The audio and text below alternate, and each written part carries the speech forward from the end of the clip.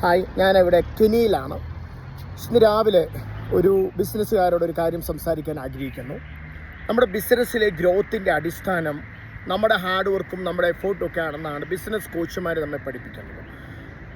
നമ്മൾ ഇന്ന രീതിയിൽ ഫിനാൻസ് കൈകാര്യം ചെയ്താൽ, ഇന്ന രീതിയിൽ ബിസിനസ്സിൻ്റെ മാർക്കറ്റ് സ്റ്റഡി നടത്തിയാൽ, ഇന്ന രീതിയിൽ നമ്മൾ കാര്യങ്ങളെ അപ്രോച്ച് ചെയ്താൽ നമുക്ക് ബിസിനസ് വളരാൻ കഴിയുമെന്ന് പറയുന്നു.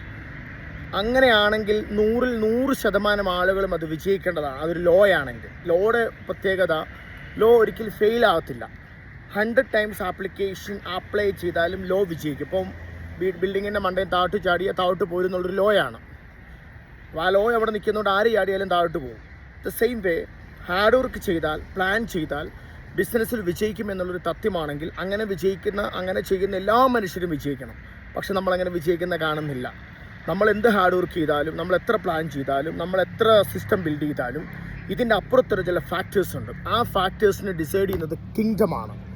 ഒന്ന് ഈ ദൈവത്തിൻ്റെ കിങ്ഡവും, മറ്റൊന്ന് ഓപ്പോസിറ്റ് എന്ന പവറിൻ്റെ കിങ്ഡവും.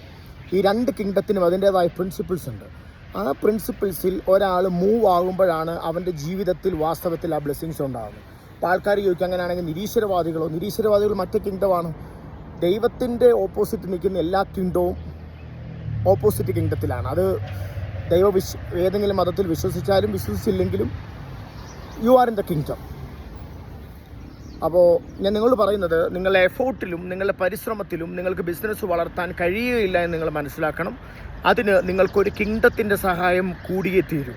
If you believe in Jesus, നിങ്ങൾ യേശുവിൽ വിശ്വസിച്ചാൽ നിങ്ങൾ ആ കിങ്ഡത്തിൻ്റെ ആളായിത്തീരും. ആ കിങ്ഡത്തിൻ്റെ ആളായിത്തീരുമ്പോൾ ആ കിങ്ഡത്തിൻ്റെ പ്രിൻസിപ്പിൾസ് നിങ്ങൾ ഫോളോ ചെയ്താൽ you will definitely B blessed in your business.